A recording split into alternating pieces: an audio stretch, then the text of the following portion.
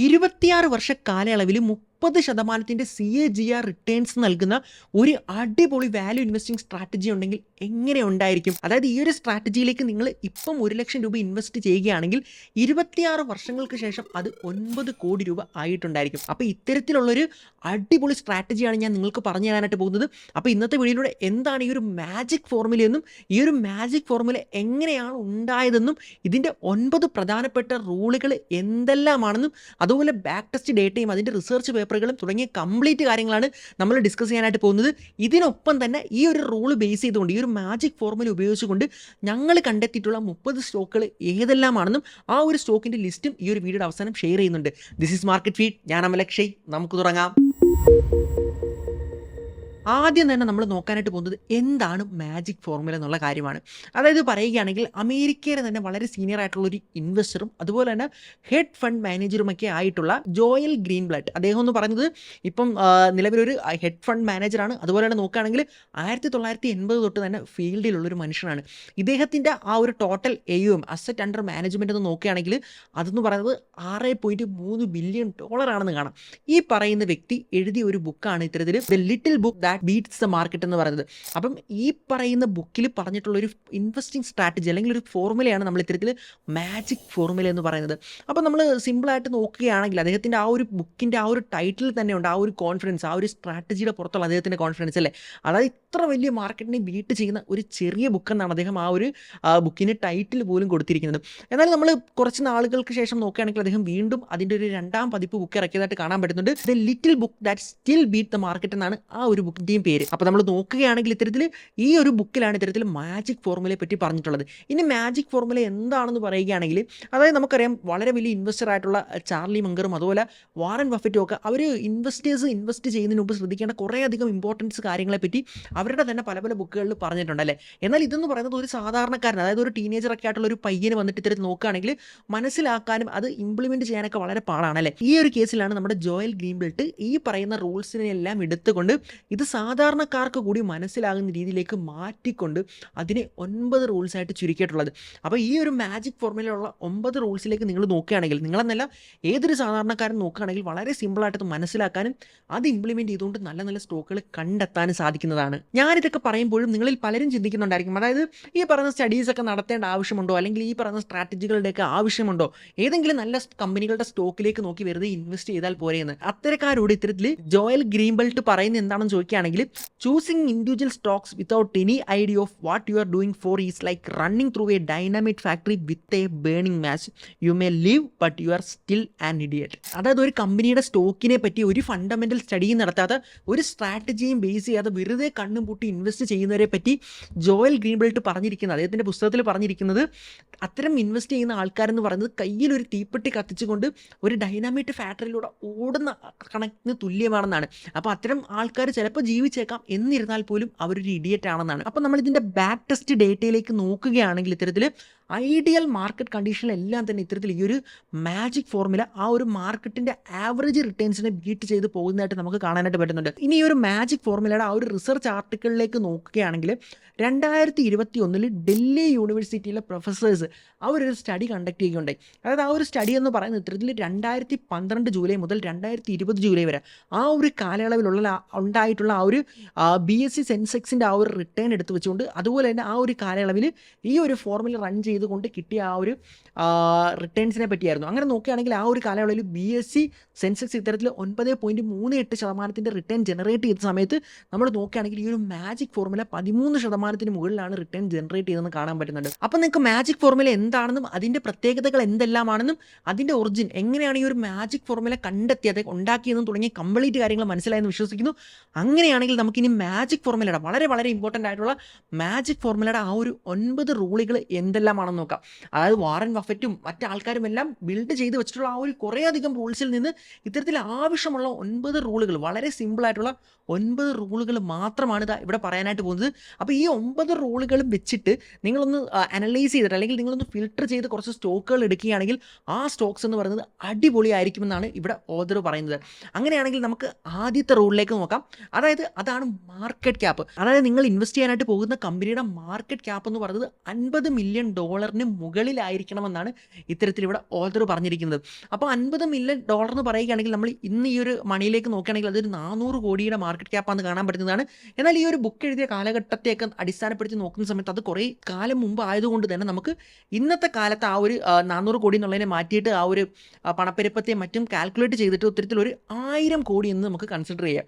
അങ്ങനെയാണെങ്കിൽ ആദ്യത്തെ റൂളാണ്, അതായത് നിങ്ങളൊരു കമ്പനിയിലേക്ക് ഇൻവെസ്റ്റ് ചെയ്യാനായിട്ട് പോകുന്ന സമയത്ത് ആ ഒരു കമ്പനിയുടെ മാർക്കറ്റ് ക്യാപ്പ് എന്ന് പറയുന്നത് മിനിമം 1000 കോടിക്ക് മുകളിലായിരിക്കണമെന്ന്. അങ്ങനെയാണെങ്കിൽ ഇനി നമുക്ക് രണ്ടാമത്തെ റൂളിലേക്ക് കടക്കാം. അതായത് ഈ ഒരു റൂളിൽ ഇത്തരത്തിൽ ഓഥർ പറയുന്നത് നിങ്ങൾ ഇൻവെസ്റ്റ് ചെയ്യാൻ പോകുന്ന സ്റ്റോക്കിൽ നിന്ന്, അതായത് ഈ പറയുന്ന മാജിക് ഫോർമുല വർക്ക് ചെയ്യണമെങ്കിൽ ആ സ്റ്റോക്കുകളുടെ ലിസ്റ്റിൽ നിന്ന് നിങ്ങൾ യൂട്ടിലിറ്റി സ്റ്റോക്കുകളും ഒഴിവാക്കണം, അതുപോലെ തന്നെ ഇത്തരത്തിൽ ഫിനാൻഷ്യൽ സ്റ്റോക്കുകളും ഒഴിവാക്കണം. അതായത് ഇതിനുള്ള റീസൺ എന്താണെന്ന് പറയുകയാണെങ്കിൽ നിങ്ങൾക്കറിയായിരിക്കില്ലേ, ഇത്തരത്തിൽ നമ്മൾ ഫിനാൻഷ്യൽ സ്റ്റോക്കിനെ അനലൈസ് ചെയ്യുന്നതും അല്ലെങ്കിൽ നോർമൽ ഒരു സ്റ്റോക്കിനെ അനലൈസ് ചെയ്യുന്നതും തമ്മിൽ ഒരുപാടധികം ഡിഫറൻസ് ഉണ്ട്. ഇപ്പോൾ സിമ്പിളായിട്ട് പറയുകയാണെങ്കിൽ ഫിനാൻഷ്യൽ സ്റ്റോക്കുകളുടെ പി ഒക്കെ ഹൈ ആയിരിക്കുമെന്നും അതുപോലെ ഇത്തരത്തിൽ ഫിനാൻഷ്യൽ സ്റ്റോക്കുകളൊക്കെ ഒരുപാട് ലിവറേജ് എടുത്ത് പറിക്കുന്നത്. അപ്പോൾ ഇതിൻ്റെ ഫണ്ടമെൻ്റൽ അനാലിസിസ് നടത്തുന്ന സമയത്ത് രണ്ടും രണ്ട് രീതിയിലാണ് നമ്മൾ നടത്തേണ്ടതുണ്ട്. അപ്പം ഈ പറയുന്ന മാജിക് ഫോർമുല വർക്ക് ചെയ്യണമെങ്കിൽ കുറച്ച് സെറ്റ് ഓഫ് റൂൾസിലാണ് ഇത് മുന്നോട്ട് പോകുന്നത്. ആ സമയത്ത് ഈ പറഞ്ഞ ഫിനാൻഷ്യൽ സ്റ്റോക്കുകളോ അല്ലെങ്കിൽ യൂട്ടിലിറ്റി സ്റ്റോക്കുകളോ അവിടെ വർക്ക് ചെയ്യണമെന്നില്ല ആ ഒരു റൂളിൽ. അതുകൊണ്ട് നിങ്ങൾ എടുക്കുന്ന സ്റ്റോക്കുകളെല്ലാം തന്നെ ഇത്തരത്തിൽ അവരിൽ യൂട്ടിലിറ്റി സ്റ്റോക്കുകളും ഉണ്ടാകാൻ പാടില്ല, അതുപോലെ തന്നെ ഫിനാൻഷ്യൽ സ്റ്റോക്കുകളും ഉണ്ടാകാനായിട്ട് പാടില്ല. അങ്ങനെയാണെങ്കിൽ ഇനി നമ്മൾ അടുത്ത മൂന്നാമത്തെ പോയിന്റിലേക്ക് നോക്കുകയാണെങ്കിൽ അത് അവോയ്ഡ് ഇന്റർനാഷണൽ കമ്പനീസ്. അതായത് നിങ്ങൾ ഇൻവെസ്റ്റ് ചെയ്യാൻ പോകുന്ന ആ ഒരു സ്റ്റോക്കിന്റെ ലിസ്റ്റിൽ നിന്ന് നിങ്ങൾ അന്താരാഷ്ട്ര കമ്പനികളെ ഒഴിവാക്കണമെന്നാണ് പറയപ്പെടുന്നത്. അടുത്ത നാലാമത്തെ റൂളിലേക്ക് നമ്മൾ നോക്കുകയാണെങ്കിൽ ഡിറ്റർമൈൻ കമ്പനീസ് ഏണിങ്സ് ഈൽഡ്. അതായത് നിങ്ങൾ ഇൻവെസ്റ്റ് ചെയ്യാൻ പോകുന്ന കമ്പനിയുടെ ഏണിംഗ് ഈൽഡ് എന്താണെന്ന് നിങ്ങൾ മനസ്സിലാക്കിയിരിക്കണം. അതായത് നോക്കുകയാണെങ്കിൽ ഇത് മനസ്സിലാക്കാനായിട്ട് നിങ്ങൾക്ക് ആ ഒരു ഫോർമുല യൂസ് ചെയ്യാം. അതായത് earnings yield is equal to earnings per share divided by current price. അപ്പം ഇത് നിങ്ങൾ മനസ്സിലാക്കിയിരിക്കുക. അതായത് നിങ്ങൾ ഇൻവെസ്റ്റ് ചെയ്യാൻ പോകുന്ന കമ്പനികളുടെ ഏർണിങ്സ് ഈൽഡ് എന്താണെന്ന് ജസ്റ്റ് മനസ്സിലാക്കിയിരിക്കുക. അതുപോലെ നോക്കുകയാണെങ്കിൽ നമുക്ക് കാണാനായിട്ട് പറ്റുന്ന അഞ്ചാമത്തെ പോയിന്റ് എന്ന് പറയുന്നത് കമ്പനിയുടെ റിട്ടേൺ ഓൺ ക്യാപിറ്റൽ, അതായത് ROC എത്രയാണെന്നുള്ളത് നിങ്ങൾ ഡിറ്റർമൈൻ ചെയ്ത് മനസ്സിലാക്കിയിരിക്കണമെന്നാണ്. ഇനി ആറാമത്തെ പോയിന്റിലേക്ക് നമ്മൾ നോക്കുകയാണെങ്കിൽ rank all companies by highest earnings yield and highest ROC. അതായത് റിട്ടേൺ ഓൺ ക്യാപിറ്റലിൻ്റെ ബേസിലും അതുപോലെ തന്നെ ഹയസ്റ്റ് ഈ ഏണിങ്സ് ഈൽഡിൻ്റെയും അടിസ്ഥാനത്തിൽ ഈ കമ്പനികളെ നിങ്ങൾ ലിസ്റ്റ് ഡൗൺ ചെയ്യാനാണ് പറയുന്നത്. ഇനി നമ്മൾ ഏഴാമത്തെ റൂളിലേക്ക് നോക്കുകയാണെങ്കിൽ അതായത് invest in top 20-30 companies with PE above 5. അതായത് പി എന്ന് പറയുന്നത് PE റേഷ്യോ എന്ന് പറയുന്നത് 5ന് മുകളിലുള്ള കമ്പനികളിലേക്കാണ് നമ്മൾ നോക്കേണ്ടത്. അത്തരം കമ്പനികളിലേക്കാണ് ഇൻവെസ്റ്റ്മെൻറ്റ് ചെയ്യേണ്ടത്. ഇനി എട്ടാമത്തെ പോയിന്റിലേക്കും 9ാമത്തെ പോയിന്റിലേക്ക് കടക്കുന്നതിന് മുമ്പായിട്ട് തന്നെ നമുക്ക് ഈ സ്റ്റോക്കുകൾ, ഈ പറയുന്ന ക്രൈറ്റീരിയ ഒക്കെ വെച്ചുകൊണ്ടുള്ള സ്റ്റോക്കുകൾ ഏതാണെന്ന് ജസ്റ്റ് കണ്ടെത്തി നോക്കാം. അപ്പം നമ്മൾ ഇതുവരെ പറഞ്ഞ ഈ ഒരു 7 റൂൾസ് വെച്ച് എങ്ങനെയാണ് ഈ പറയുന്ന കമ്പനികളെയൊക്കെ സ്ക്രീൻ ഡൗൺ ചെയ്തെടുക്കേണ്ടതെന്നാണ് ഞാൻ കാണിച്ചു തരാനായിട്ട് പോകുന്നത്. അതിനായിട്ട് ഞാൻ വന്നിരിക്കുന്നത് screener.in എന്ന് പറയുന്ന ഈ ഒരു പ്ലാറ്റ്ഫോമിലേക്കാണ്. അപ്പോൾ ഒരു കാര്യം എടുത്തു പറയാനുള്ളത്, ഇത് ഒരിക്കലും ഒരു പ്രൊമോഷൻ്റെ ഭാഗമായിട്ടുള്ളൊരു വീഡിയോ അല്ല. നിങ്ങൾക്ക് ഈ ഒരു ടൂൾ മാത്രമല്ല കുറേ അധികം ടൂൾസുകൾ പല രീതിയിൽ ഉപയോഗിക്കാനായിട്ട് പറ്റുന്നതാണ്. ഇപ്പോൾ ഇത് നിങ്ങൾക്ക് പഠിപ്പിച്ച് തരാൻ വേണ്ടിയിട്ട് മാത്രമാണ് ഈ ഒരു ടൂൾ കാണിച്ചു തരുന്നത്. അപ്പോൾ ഈ ഒരു ടൂളിലേക്ക് വരികയാണെങ്കിൽ ഇവിടെ സ്ക്രീൻസ് എന്നൊരു ഓപ്ഷൻ ഉണ്ട്. അതിൽ ക്ലിക്ക് ചെയ്യുകയാണെങ്കിൽ നിങ്ങൾക്ക് ക്രിയേറ്റ് ന്യൂ സ്ക്രീൻ കൊടുക്കാവുന്നതാണ്. അപ്പോൾ അവിടേക്ക് വരികയാണെങ്കിൽ നമ്മുടെ ആദ്യത്തെ ക്രൈറ്റീരിയ എന്തായിരുന്നു, അതായത് 1000 കോടി മാർക്കറ്റ് ക്യാപ്പിന് മുകളിലുള്ള കമ്പനികളിലാണ് നമുക്ക് വേണ്ടത് അല്ലേ. അപ്പോൾ നമ്മളിവിടെ ജസ്റ്റ് ആ ഒരു സംഭവം എൻ്റർ ചെയ്ത് കൊടുക്കുക. അതായത് മാർക്കറ്റ് ക്യാപിറ്റലൈസേഷൻ എന്ന് പറയുന്നത് 1000 കോടിക്ക് മുകളിലായിരിക്കണം. അങ്ങനെയാണെങ്കിൽ നമുക്കിത് ജസ്റ്റ് ഒന്ന് ഈ ഒരു കൊറി ഒന്ന് ജസ്റ്റ് റൺ ചെയ്ത് നോക്കാം. അങ്ങനെ റൺ ചെയ്ത് നോക്കുന്ന സമയത്ത് നമുക്ക് കാണാനായിട്ട് പറ്റുന്നുണ്ട്, അതായത് 1440 കമ്പനികൾ, അതായത് ഇപ്പോൾ ഇന്ത്യൻ മാർക്കറ്റിലുള്ള 1000 കോടി മാർക്കറ്റ് ക്യാപ്പിന് മുകളിലുള്ള സകല കമ്പനികളും ചറപറ കമ്പനികൾ ഇങ്ങനെ ലിസ്റ്റ് നമുക്ക് കിട്ടിയിട്ടുണ്ട്. അപ്പോൾ നമുക്ക് വേണ്ടത് ഒന്നാമത്തെ ക്രൈറ്റീരിയ നമ്മളിവിടെ നോക്കിയില്ലേ. അങ്ങനെയാണെങ്കിൽ നമുക്ക് വേണ്ടത് രണ്ടാമത്തെ ക്രൈറ്റീരിയ എന്താണ്, അതായത് യൂട്ടിലിറ്റി സ്റ്റോക്കുകളും അതുപോലെ തന്നെ പറയുകയാണെങ്കിൽ ഇത്തരത്തിൽ ഫിനാൻഷ്യൽ സ്റ്റോക്കുകളും ഇതിനെല്ലാം തന്നെ ഈ ഒരു ലിസ്റ്റിൽ നിന്ന് നമ്മൾ ഒഴിവാക്കേണ്ടതുണ്ട്. അപ്പോൾ പറയുകയാണെങ്കിൽ നിങ്ങൾക്ക് ഇത്തരത്തിൽ യൂട്ടിലിറ്റി സ്റ്റോക്കുകൾ അല്ലെങ്കിൽ ഫിനാൻഷ്യൽ സ്റ്റോക്കുകൾ ഒഴിവാക്കാനായിട്ട് നമുക്ക് മാനുവലി ഇപ്പം നിലവിൽ എന്താ പറയുക ഒരു ഓപ്ഷൻ ഇവിടെ ഇല്ല. അപ്പോൾ നിങ്ങളൊരു പ്രീമിയം ഒക്കെ എടുക്കുന്ന ഒരു വ്യക്തിയാണെങ്കിൽ അല്ലെങ്കിൽ ഈ ഒരു സ്ക്രീനിൻ്റെ പ്രീമിയം ഒക്കെ എടുക്കുകയാണെങ്കിൽ അത്തരം ഓപ്ഷൻസ് ലഭിക്കുന്നതാണ്. അപ്പോൾ നമ്മൾ എന്തായാലും പ്രീമിയം എടുക്കാതെ ഒരു സാധാരണക്കാരൻ ഇത് എങ്ങനെ ചെയ്യാമെന്ന് പഠിപ്പിച്ച് തരുന്നത് കൊണ്ട് തന്നെ ആ ഒരു സംഭവം നിങ്ങൾ മാനുവലി ചെയ്യേണ്ടതുണ്ട്. അപ്പോൾ അത് നമുക്ക് ജസ്റ്റ് തൽക്കാലത്തേക്ക് ഒന്ന് മാറ്റി നിർത്താം. അതെങ്ങനെ ചെയ്യുന്നതെന്നുള്ളത് ഞാൻ ഏറ്റവും അവസാനം കാണിച്ചു തരാം. അപ്പോൾ മൂന്നാമത്തെ റൂളിലേക്ക് നോക്കുകയാണെങ്കിൽ അവോയ്ഡ് ഇന്റർനാഷണൽ കമ്പനീസ്, അതായത് അന്താരാഷ്ട്ര കമ്പനികളെല്ലാം തന്നെ ഈ ഒരു ലിസ്റ്റിൽ നിന്ന് ഒഴിവാക്കണം. അപ്പോൾ നമുക്ക് കിട്ടിയ ഈ ഒരു ലിസ്റ്റിൽ എന്തായാലും അത്തരം കമ്പനികളൊന്നും തന്നെ ഇല്ല. അപ്പോൾ അടുത്തൊരു പോയിന്റിലേക്ക് അടുത്തൊരു റൂളിലേക്ക് നമ്മൾ പോവുകയാണെങ്കിൽ ഇത്തരത്തിൽ ഡിറ്റർമൈൻ കമ്പനീസ് ഏണിങ്സ് ഈൽഡ്, അതായത് കമ്പനിയുടെ ഏണിങ്സ് ഈൽഡ് എത്രയാണെന്നുള്ളത് നമ്മൾ നോക്കിയിട്ട് ഏറ്റവും കൂടുതൽ ഈ ഏണിംഗ് ഈൽഡുള്ള കമ്പനിയാണ് നമ്മൾ സെലക്ട് ചെയ്യേണ്ടത്. അപ്പോൾ അത് നമുക്ക് തൽക്കാലം ആ ഫംഗ്ഷനിലേക്ക് പോകുമ്പോൾ ആ ഒരു സ്പ്രെഡ്ഷീറ്റിലേക്ക് പോകുന്ന സമയത്ത് നോക്കാൻ പറ്റുന്നതാണ്. അടുത്തത് determine companies return on capital, ROC നോക്കാനായിട്ട്. അപ്പോൾ ROC നോക്കാനായിട്ട് നമുക്കൊരു ROCയുടെ ഒരു സ്റ്റാൻഡേർഡ് നമ്പർ ഒരു 25 എന്ന് കൊടുക്കാം. അങ്ങനെ കൊടുത്തുകൊണ്ട് നമുക്ക് ഈ ഒരു സ്ക്രീനർ ഒന്നുകൂടി റൺ ചെയ്ത് നോക്കാം. അതായത് പറയുകയാണെങ്കിൽ return on invested invested capital എന്ന് പറയുന്നത് 25 മുകളിലേക്ക് നമ്മളിതാ ഈ ഒരു സ്ക്രീനറിൽ കുറി റൺ ചെയ്യുകയാണ്. അങ്ങനെ നോക്കുന്ന സമയത്ത് നമുക്ക് കാണാനായിട്ട് പറ്റുന്നുണ്ട്, അതായത് 286 റിസൾട്ടുകൾ, അതായത് 286 കമ്പനികളുടെ സ്റ്റോക്സ് നമുക്ക് താഴേക്ക് വന്നിട്ടുണ്ട്.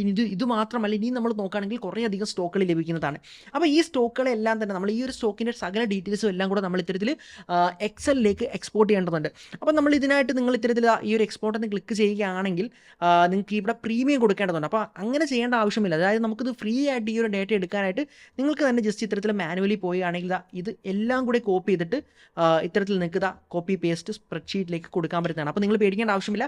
ഞാനിപ്പോൾ ഇത് റൺ ചെയ്തിട്ട്, അതായത് ഇപ്പോൾ ഞാൻ ഈ ഒരു വീഡിയോ ഷൂട്ട് ചെയ്യുന്ന ഇത്തരത്തിൽ ഓഗസ്റ്റ് 28-ാം തീയതിയാണ്. അപ്പോൾ ഇന്നത്തെ ദിവസത്തെ ഈ ഒരു ഡേറ്റ എല്ലാം വെച്ച് അനലൈസ് ചെയ്തിട്ട് ഞാൻ ഓൾറെഡി ഒരു സ്പ്രെഡ്ഷീറ്റ് നിങ്ങൾക്ക് വേണ്ടി തയ്യാറാക്കിയിട്ടുണ്ട്. അപ്പോൾ അതിലേക്ക് ഞാൻ ജസ്റ്റ് കോപ്പി ചെയ്തിട്ടുണ്ട്. അപ്പോൾ നമ്മൾ സ്ക്രീനിലുള്ള ആ മുഴുവൻ സ്റ്റോക്കുകളെയും കോപ്പി ചെയ്തിട്ട് എക്സൽ ഷീറ്റിലേക്ക് ആക്കിയിരിക്കുകയാണ്. അപ്പോൾ ഇവിടേക്ക് നോക്കുകയാണെങ്കിൽ നിങ്ങൾക്ക് കാണാനായിട്ട് പറ്റുന്നുണ്ട് നെയിം എന്ന് പറഞ്ഞിട്ട് ആ ഒരു കമ്പനികളുടെ അല്ലെങ്കിൽ ആ ഒരു സ്റ്റോക്കിൻ്റെ മുഴുവൻ നെയിം താഴെ കൊടുത്തിട്ടുണ്ട്. അതുപോലെ കറന്റ് മാർക്കറ്റ് പ്രൈസ്, പി എത്രയാണ്, മാർക്കറ്റ് ക്യാപ്പ് എത്രയാണ്, ROC, ഏണിംഗ് ഈൽഡ് എല്ലാം തന്നെ ഇവിടെ കൊടുത്തിട്ടുണ്ട്. അങ്ങനെയാണെങ്കിൽ നമുക്ക് ആദ്യം വേണ്ട എന്താണ്, അതായത് നമ്മൾ ഓൾറെഡി പറഞ്ഞിരുന്നു 1000 കോടി മാർക്കറ്റ് ക്യാപ്പിന് മുകളിലുള്ള കമ്പനികളുടെ സ്റ്റോക്കാണ് നമുക്ക് വേണ്ടതല്ലേ. അപ്പോൾ അതിന് നമ്മൾ ഓൾറെഡി ഇവിടെ ഇപ്പോൾ ഒരു ഫംഗ്ഷൻ കൊടുത്തു വെച്ചിട്ടുണ്ട്. നമ്മൾ ഓൾറെഡി സ്ക്രീനിൽ അങ്ങനെയാണ് എടുത്തത്. എന്നിരുന്നാൽ പോലും ആക്സിഡൻ്റലി ഏതെങ്കിലും സ്റ്റോക്ക് വന്നിട്ടുണ്ടെങ്കിൽ പോലും അതിനെ ഒന്നുകൂടി ഫിൽട്ടർ ഔട്ട് ചെയ്യാനായിട്ട് ഇവിടെ ഇത്തരത്തിൽ ഫിൽട്ടർ ബൈ കണ്ടീഷൻ കൊടുത്തിരുന്നു. അതായത് greater than or equal to 1000 എന്ന് കൊടുത്ത് നമ്മൾ അപ്ലൈ ചെയ്തിട്ടുണ്ട്. അപ്പോൾ ഇവിടെ കാണുന്നത് മുഴുവൻ 1000 മാർക്കറ്റ് ക്യാപ്പിന് മുകളിലുള്ള സ്റ്റോക്കുകളുടെ ലിസ്റ്റാണ്. അതുപോലെ തന്നെ നമ്മൾ പറഞ്ഞിരുന്നു പി എന്ന് പറയുന്നത് 5-ന് മുകളിലായിരിക്കണം അല്ലേ. അപ്പോൾ പ്രൈസ് ടു ഏണിങ്സ് 5-ന് മുകളിലാക്കാൻ വേണ്ടി ഇവിടെയും മറ്റൊരു ഫംഗ്ഷൻ കൊടുത്തിട്ടുണ്ട്. അത് നിങ്ങൾക്ക് ഇവിടെ കാണാനായിട്ട് പറ്റുന്നതാണ്. അങ്ങനെയാണെങ്കിൽ നമ്മൾ അടുത്ത റൂൾ എന്ന് പറഞ്ഞ ഇത്തരത്തിൽ ഏണിംഗ് ഈൽഡും അതുപോലെ തന്നെ നോക്കുകയാണെങ്കിൽ ROCയും ഇത് രണ്ടും ബെറ്റർ ആയിട്ടുള്ള കമ്പനികളാണ് നമുക്ക് വേണ്ടത്. അപ്പോൾ ഇത് പെട്ടെന്ന് മനസ്സിലാക്കാനായിട്ട് നമ്മൾ ഇത്തരത്തിൽ റാങ്ക് ഓഫ് ROC അതുപോലെ റാങ്ക് ഓഫ് ഏണിംഗ്സ് ഈൽഡ് എന്ന് പറഞ്ഞ 2 ടേബിൾ കൊടുത്തിട്ടുണ്ട് അല്ലേ. അപ്പോൾ ഇതെന്താണെന്ന് വെക്കുകയാണെങ്കിൽ ഇത്തരത്തിൽ ഏറ്റവും കൂടുതൽ ROC ഉള്ള സ്റ്റോക്കാണ് നമുക്ക് കണ്ടെത്തേണ്ടത്. അപ്പോൾ അതിന് വേണ്ടിയിട്ട് നമ്മൾ ഇത്തരത്തിലൊരു ഫംഗ്ഷൻ കൊടുത്തിട്ടുണ്ട്. അപ്പോൾ ഈ ഒരു ഫംഗ്ഷൻ വെച്ച് നോക്കുകയാണെങ്കിൽ ഇത്തരത്തിൽ ഏറ്റവും കൂടുതൽ ROC ഉള്ള സ്റ്റോക്ക് ഏതാണോ അതിനെയാണ് നമ്മളിവിടെ റാങ്ക് 1 ആക്കി വെച്ചിട്ടുള്ളത്. അപ്പോൾ നിങ്ങൾക്ക് നോക്കുകയാണെങ്കിൽ കാണാനായിട്ട് പറ്റുന്നുണ്ട്. താഴേക്ക് വരികയാണെങ്കിൽ ഇത്തരത്തിൽ റാങ്ക് 1, അതായത് റാങ്ക് ഓഫ് ROCയുടെ ആ ഒരു റാങ്ക് 1 ഉള്ള സ്റ്റോക്കിലേക്ക് നോക്കുകയാണെങ്കിൽ നമുക്ക് കാണാനായിട്ട് പറ്റുന്നുണ്ട് ഏറ്റവും കൂടുതൽ ഇവിടെ ROC ഉള്ളതെന്ന് പറയുന്ന ഈ ഒരു സ്റ്റോക്കിലാണ്, അതായത് റെയ്മണ്ട് ലൈഫ് സ്റ്റൈൽ എന്ന് പറയുന്ന സ്റ്റോക്കിനാണെന്ന് കാണാൻ പറ്റുന്നുണ്ട്. അപ്പോൾ അതേപോലെ ഈ ഒരു എന്താ പറയുക, ഇതിനനുസരിച്ച് ഏറ്റവും കൂടുതലുള്ള ആ ഒരു റാങ്കിങ് നമ്മൾ ROCക്ക് കൊടുത്തിട്ടുണ്ട്. അങ്ങനെയാണെങ്കിൽ നമ്മൾ ഇതേ ഒരു റാങ്കിങ് സിസ്റ്റം ഇത്തരത്തിൽ ഏണിംഗ്സ് ഈൽഡിലും കൊടുത്തിട്ടുണ്ട്. അപ്പോൾ ആ ഒരു ഫംഗ്ഷൻ ഓൾറെഡി ഇവിടെ വർക്ക് ചെയ്തിട്ടുണ്ട്. അപ്പോൾ അതിനനുസരിച്ച് നോക്കുകയാണെങ്കിൽ ഇവിടെ ആ ഒരു ഏണിംഗ്സിൻ്റെ റാങ്ക് നമുക്ക് കാണാനായിട്ട് പറ്റുന്നുണ്ട്. അപ്പോൾ ഇവിടെ ഒരു പ്രശ്നം എന്താണെന്ന് വെച്ച് കഴിഞ്ഞാൽ നമ്മൾ ഇത് രണ്ടും കൂടുതലുള്ള സ്റ്റോക്കിനാണ് നമ്മൾ സെലക്ട് ചെയ്യേണ്ടത് അല്ലേ. എന്നാലും നമ്മളിവിടെ നോക്കുകയാണെങ്കിൽ ഏറ്റവും കൂടുതൽ ROC ഉള്ള സ്റ്റോക്കിലേക്ക് നമ്മൾ നോക്കുന്ന സമയത്ത് അതിൻ്റെ ഏണിംഗ്സ് ഈൽഡ് എന്ന് പറഞ്ഞാൽ വളരെ കുറവായിരിക്കും. ഇനി നമ്മൾ ഏറ്റവും കൂടുതൽ ഏണിംഗ്സ് ഈൽഡ് ഉള്ള ഒരു സ്റ്റോക്കിലേക്ക് പോയി നോക്കുകയാണെങ്കിൽ അവിടെ ROC വളരെ കുറവായിരിക്കും. അപ്പോൾ ഇവിടെ വരുന്ന ഈ ഒരു പ്രോബ്ലത്തെ ഒന്ന് സോൾവ് ചെയ്യാനായിട്ട് ഈ ഒരു മാജിക് ഫോർമുലയിൽ പറഞ്ഞിട്ടുള്ള എന്താണെന്ന് വെച്ച് കഴിഞ്ഞാൽ ഇവിടെ നമ്മൾ ROCയുടെ ആ ഒരു റാങ്കിനെയും അതുപോലെ തന്നെ ഏണിംഗ്സ് ഈൽഡിൻ്റെ റാങ്കിനെയും കൂടെ സമ്മ് ചെയ്തിട്ട് ഒരു നമ്പർ എടുക്കും. അങ്ങനെ എടുക്കുന്ന ആ ഒരു നമ്പറിനെ നമ്മൾ വീണ്ടും റാങ്ക് ചെയ്തിട്ട് അതിൽ ഏറ്റവും ടോപ്പ് വരുന്ന 30 കമ്പനികൾ ഏതെല്ലാമാണോ അതിനെയാണ് നമ്മൾ സെലക്ട് ചെയ്യുന്നത്. അങ്ങനെ നോക്കുകയാണെങ്കിൽ ഇവിടെ ഓൾറെഡി ഈ ഒരു ഫംഗ്ഷൻ എല്ലാം തന്നെ ചെയ്തു വെച്ചിട്ടുണ്ട്. അങ്ങനെ നിങ്ങൾ നോക്കുകയാണെങ്കിൽ നിങ്ങൾക്ക് കിട്ടുന്ന ആദ്യത്തെ 30 കമ്പനികളാണ് ഇത്തരത്തിൽ ഈ ഒരു മാജിക് ഫോർമുല പ്രകാരം ഇൻവെസ്റ്റ് ചെയ്യാനായിട്ട് പറ്റിയ നല്ല സ്റ്റോക്സ് അല്ലെങ്കിൽ ഈ ഒരു സ്റ്റോക്സ് എന്ന് പറയുന്നത്. അങ്ങനെ നമ്മൾ നോക്കുകയാണെങ്കിൽ നമുക്ക് കാണാനായിട്ട് പറ്റുന്നത് ഈ ഒരു 30 സ്റ്റോക്കുകളാണ് അതെന്ന് കാണാൻ പറ്റുന്നുണ്ട്. അപ്പം നിങ്ങൾ ശ്രദ്ധിക്കേണ്ട ഒരു കാര്യം എന്താണെന്ന് വെച്ച് കഴിഞ്ഞാൽ ഇത്തരത്തിൽ ഈ സ്റ്റോക്കുകളുടെ ലിസ്റ്റിലേക്ക് പോയിക്കൊണ്ട് അതിൽ നിന്ന് യൂട്ടിലിറ്റി സ്റ്റോക്കുകളും അതുപോലെ തന്നെ ഇത്തരത്തിൽ ഫിനാൻഷ്യൽ സ്റ്റോക്കുകളും ഒഴിവാക്കേണ്ടതുണ്ട്. അപ്പം ഞാൻ ഈ പറയുന്ന സ്റ്റോക്കുകളിലേക്ക് പോയിക്കൊണ്ട് കുറേയധികം ഫിനാൻഷ്യൽ സ്റ്റോക്കുകളെയും യൂട്ടിലിറ്റി സ്റ്റോക്കുകളെയും ഒഴിവാക്കിയിരുന്നു. ഇനി എൻ്റെ കണ്ണിൽപ്പെടാത്ത ഏതെങ്കിലും സ്റ്റോക്കുകൾ ഉണ്ടെങ്കിൽ നിങ്ങൾ മാനുവലി അത് കണ്ടെത്തി ഒഴിവാക്കേണ്ടതുണ്ട്. അപ്പോൾ എന്തായാലും ഞാൻ ഈ ഒരു സ്പ്രെഡ്ഷീറ്റിൻ്റെ ലിങ്ക് താഴെ കൊടുക്കുന്നതായിരിക്കും. നിങ്ങൾക്ക് അതിലേക്ക് നോക്കിക്കൊണ്ട് കമ്പനികളെ സെലക്ട് ചെയ്യാൻ പറ്റുന്നതാണ്. അപ്പോൾ നമ്മൾ ഈ ഒരു സ്പ്രെഡ്ഷീറ്റിലേക്ക് നോക്കിയ സമയത്ത് നമുക്ക് മനസ്സിലായി, അതായത് ഈ ഒരു 30 സ്റ്റോക്കിലേക്കാണ് നമ്മൾ ഇൻവെസ്റ്റ്മെൻറ്റ് നടത്തേണ്ടത് ഈ ഒരു മാജിക് ഫോർമുല പ്രകാരം. എന്നാൽ എങ്ങനെയാണ് ഇൻവെസ്റ്റ് ചെയ്യേണ്ടത്? അതായത് ഇവിടെ ഓതർ പറയുന്നത് എന്താണെന്ന് വെച്ചാൽ, അതായത് ഇവിടെ നിങ്ങൾ ഓരോ സ്റ്റോക്ക് വീതം ഈ 30 സ്റ്റോക്കിൻ്റെ വാങ്ങി ഹോൾഡ് ചെയ്യാനാണ്. അപ്പോൾ അങ്ങനെ ഹോൾഡ് ചെയ്യണമെങ്കിൽ നിലവിലെ സാഹചര്യത്തിൽ എത്ര രൂപയാണ് ക്യാപിറ്റൽ വേണ്ടത് നമുക്ക് നോക്കാം.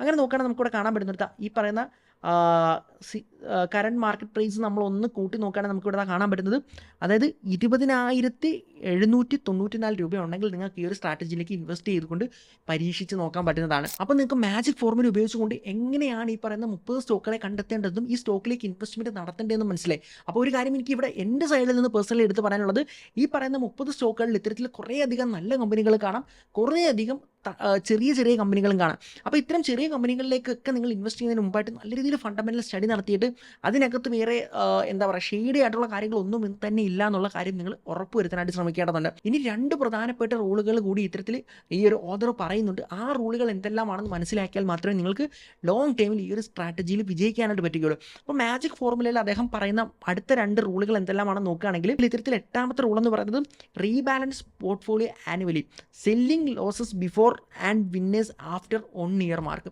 അതായത് പറയുകയാണെങ്കിൽ നിങ്ങൾ ഇത്തരത്തിൽ 30 സ്റ്റോക്കിലേക്കും ഇൻവെസ്റ്റ് ചെയ്ത് കഴിഞ്ഞെങ്കിൽ 30 സ്റ്റോക്കിലേക്ക് ഇൻവെസ്റ്റ് ചെയ്യുന്നതിന് മുമ്പ് ഫണ്ടമെൻ്റലി ശക്തമായ ഒരു സ്റ്റഡീസ് നടത്തിയിരിക്കണം. എന്നിരുന്നാൽ പോലും നിങ്ങൾ ഈ ഒരു ഇൻവെസ്റ്റ്മെൻറ്റ് ചെയ്ത് കഴിഞ്ഞുവെങ്കിൽ അത് നിങ്ങൾ 1 വർഷത്തോളം ഹോൾഡ് ചെയ്യുക. അങ്ങനെ ഇൻവെസ്റ്റ് ചെയ്ത് ഹോൾഡ് ചെയ്യുന്ന സമയത്ത് എന്തായാലും നിങ്ങൾക്ക് 1 വർഷം ആകാറാകുന്ന സമയത്ത് ഈ 30 സ്റ്റോക്കിൽ കുറേ സ്റ്റോക്കുകളിൽ ലോസ് ഉണ്ടായിരിക്കും, കുറേ സ്റ്റോക്കുകളിൽ പ്രോഫിറ്റ് ഉണ്ടായിരിക്കും അല്ലേ.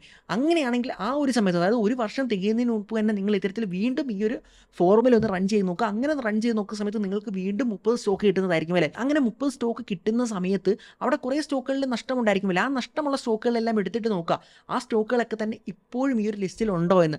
അങ്ങനെ ഉണ്ടെങ്കിൽ നിങ്ങൾക്ക് ആ ഒരു സ്റ്റോക്ക് അവിടെ ഹോൾഡ് ചെയ്യാൻ പറ്റുന്നതാണ്. ഇനി ഇല്ലെങ്കിൽ 1 വർഷം തികയുന്നതിന് മുമ്പ് തന്നെ ആ ഒരു ലോസ് എല്ലാം ബുക്ക് ചെയ്തിട്ട് നിങ്ങൾക്ക് ആ സ്റ്റോക്കിൽ നിന്ന് എക്സിറ്റ് ചെയ്യാനായിട്ട് പറ്റുന്നതാണ്. അതെന്തിനാണെന്ന് ചോദിക്കുകയാണെങ്കിൽ നിങ്ങൾക്ക് അവിടെ ഷോർട്ട് ടൈം ക്യാപിറ്റൽ ലോസിൻ്റെ പുറത്ത് ഇത്തരത്തിൽ നിങ്ങൾക്ക് ടാക്സ് ബെനിഫിറ്റ് നേടാനായിട്ട് പറ്റുന്നതാണ്. ഇനി നോക്കുകയാണെങ്കിൽ ഇത്തരത്തിൽ പ്രോഫിറ്റ് ഉള്ളൊരു സ്റ്റോക്ക് ആണെങ്കിൽ നിങ്ങൾക്ക് അത് 1 വർഷത്തിന് ശേഷം വീണ്ടും ബുക്ക് ചെയ്തിട്ട് വീണ്ടും അതേ സ്റ്റോക്കിലേക്ക് നിങ്ങൾക്ക് വീണ്ടും ഇൻവെസ്റ്റ് ചെയ്യാനായിട്ട് പറ്റുന്നതാണ്. അപ്പോൾ ഇവിടെ ഓഥർ പറയുന്നത് എല്ലാ വർഷവും നിങ്ങൾ ഈ പറയുന്ന കാര്യം ഇങ്ങനെ റൺ ചെയ്തുകൊണ്ടിരിക്കുകയാണെങ്കിൽ എല്ലാ വർഷവും ഇത്തരത്തിൽ നിങ്ങൾക്ക് 30 സ്റ്റോക്ക് കിട്ടുന്നതാണ്. അതിൽ നിന്ന് കുറേ സ്റ്റോക്കുകളൊക്കെ വെളിയിൽ പോകുന്നതാണ്, കുറേ സ്റ്റോക്കൊക്കെ വീണ്ടും അവിടെ തന്നെ നിലനിൽക്കുന്നതാണ്. അങ്ങനെ നിലനിൽക്കുന്ന സ്റ്റോക്കുകളിലേക്ക് നിങ്ങൾക്ക് ഇൻവെസ്റ്റ്മെൻറ്റ് തുടരാവുന്നതാണ്. ഈ പറയുന്ന ഇൻവെസ്റ്റ്മെൻറ്റ് എന്ന് പറയുന്നത് 9ാമത്തെ റൂൾ എന്ന് പറഞ്ഞ ഇത്തരത്തിൽ ഈ പറയുന്ന ഇൻവെസ്റ്റ്മെൻറ്റ് എന്ന് പറഞ്ഞ ഇത്തരത്തിൽ 5-10 വർഷം നിങ്ങൾക്ക് കണ്ടിന്യൂ ചെയ്യാൻ പറ്റുന്നതാണ്. അതിന് കൂടുതൽ നിങ്ങൾ എത്ര കണ്ടിന്യൂ ചെയ്യുന്നു, അതായത് നിങ്ങൾക്ക് എത്ര കാലം ആ ഒരു കമ്പനികളിൽ കോൺഫിഡൻസ് ഉണ്ടോ അത്രയും കാലം നിങ്ങൾക്ക് കണ്ടിന്യൂ ചെയ്യാനായിട്ട് പറ്റുന്നതാണ്. അപ്പോൾ ഇതാണ് ഇവിടുത്തെ മാജിക് ഫോർമുല എന്ന് പറയുന്നത്. വളരെ സിമ്പിളായിട്ട് ഏതൊരു സാധാരണക്കാരനും ഈ ഒരു ഫോർമുല ഫോളോ ചെയ്തുകൊണ്ട് ഇൻവെസ്റ്റ് ചെയ്യാനും നേട്ടം കൊയ്യാനും പറ്റുന്നതാണ്. അങ്ങനെയാണെങ്കിൽ നമുക്കിനി ഇതിൻ്റെ ഡിസ്അഡ്വാൻറ്റേജസ് എന്തെല്ലാമാണെന്ന് നോക്കാം. ആദ്യത്തെ ഡിസ്അഡ്വാൻറ്റേജ് ആണ്, അതായത് ഈ ഒരു ബുക്കിൽ അദ്ദേഹം പറയുന്നുണ്ട് 30% CAGR റിട്ടേൺ കിട്ടുമെന്ന്. എന്നാൽ ബുക്കിൽ അങ്ങനെ പറയുന്നുണ്ടെങ്കിൽ നമുക്കറിയാം മാർക്കറ്റിൽ യാതൊരു ഗ്യാരണ്ടിയും ഒന്നിലുമില്ലല്ലേ. അതുകൊണ്ട് തന്നെ ഇവിടെ റിട്ടേൺ അത്ര കിട്ടുമെന്നുള്ളതിൽ യാതൊരു ഗ്യാരണ്ടിയും നമുക്ക് പറയാനായിട്ട് പറ്റുകയില്ല. ഇനി 2ാമത്തെ ഡിസ്അഡ്വാൻറ്റേജ് എന്താണെന്ന് ചോദിക്കുകയാണെങ്കിൽ അതായത് നമ്മൾ ഈ ഒരു ഫോർമുല റൺ ചെയ്ത് കഴിയുമ്പോൾ നമുക്ക് അവസാനം ഒരു 30 സ്റ്റോക്സ് കിട്ടുമല്ലേ. അപ്പോൾ ഈ പറയുന്ന 30 സ്റ്റോക്സും എന്ന് പറഞ്ഞാൽ അതിനുള്ളിൽ നല്ല നിഫ്റ്റി 50 കമ്പനികൾ നമുക്ക് കാണാനായിട്ട് പറ്റുന്നുണ്ട്. എന്നിരുന്നാൽ പോലും ആ 30 സ്റ്റോക്കിനുള്ളിൽ വളരെ ചെറിയ ചെറിയ കമ്പനികൾ, അതായത് പേര് പോലും കേട്ടില്ലാത്ത കുഞ്ഞു കമ്പനികൾ കാണാൻ പറ്റുന്നതാണ്. ആ ഒരു സമയത്ത് നിങ്ങൾ ആ ഒരു കമ്പനിയുടെ പറ്റിയ ഒരു ബേസിക് സ്റ്റഡി, അതായത് ഒരു ഡീപ്പായിട്ട് നിങ്ങളുടെ സ്റ്റഡി നടത്തേണ്ടതുണ്ട്. ആ കമ്പനി ഫണ്ടമെൻ്റലി നല്ലതാണോ, അതിന് നല്ല ഫിനാൻഷ്യൽ സ്റ്റേബിലിറ്റി ഉണ്ടോ തുടങ്ങിയ കാര്യങ്ങളൊക്കെ നിങ്ങൾ മനസ്സിലാക്കേണ്ടത്. അതായത് ഒരു ഷെയ്ഡി കമ്പനി അല്ലാന്നും മറ്റ് പ്രശ്നങ്ങൾ ഉണ്ടാകില്ലെന്നും നിങ്ങളുടെ പൈസ പോകില്ല എന്നുള്ള ഒരു ഉറപ്പ് വരുത്താനായിട്ട് നിങ്ങൾ അത്തരം ഒരു സ്റ്റഡി അവിടെ നടത്തേണ്ടതുണ്ട്. ഇനി 3ാമത്തെ ഡിസ്അഡ്വാൻറ്റേജ് നോക്കുകയാണെങ്കിൽ ഞാൻ പറഞ്ഞിരുന്നു ഇത്തരത്തിൽ ഐഡിയൽ മാർക്കറ്റ് കണ്ടീഷൻ, അതായത് മാർക്കറ്റ് നല്ല രീതിയിൽ പെർഫോം ചെയ്യുന്ന സമയത്ത് ഈ ഒരു മാജിക് ഫോർമുല ത്രൂ നിങ്ങൾ ഇൻവെസ്റ്റ് ചെയ്യുകയാണെങ്കിൽ അത് മാർക്കറ്റിൻ്റെ ആ ഒരു റിട്ടേൺസിനെ ബീറ്റ് ചെയ്ത് നല്ല റിട്ടേൺ തരുന്നതാണ്.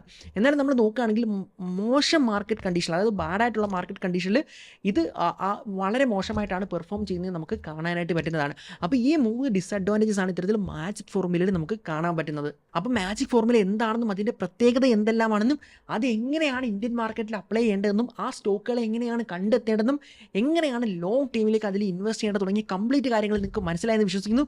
അങ്ങനെയാണെങ്കിൽ നിങ്ങൾക്ക് ഇത് സംബന്ധിച്ച് എന്ത് തന്നെ സംശയമുണ്ടെങ്കിൽ താഴെ കമൻറ്റ് ചെയ്ത് ചോദിക്കാവുന്നതാണ്. അപ്പോൾ വീഡിയോ എല്ലാവർക്കും തന്നെ ഉപകാരപ്പെട്ടു എന്ന് വിശ്വസിക്കുന്നു. അടുത്തൊരു വീഡിയോയിൽ കാണുമ്പോഴേക്കും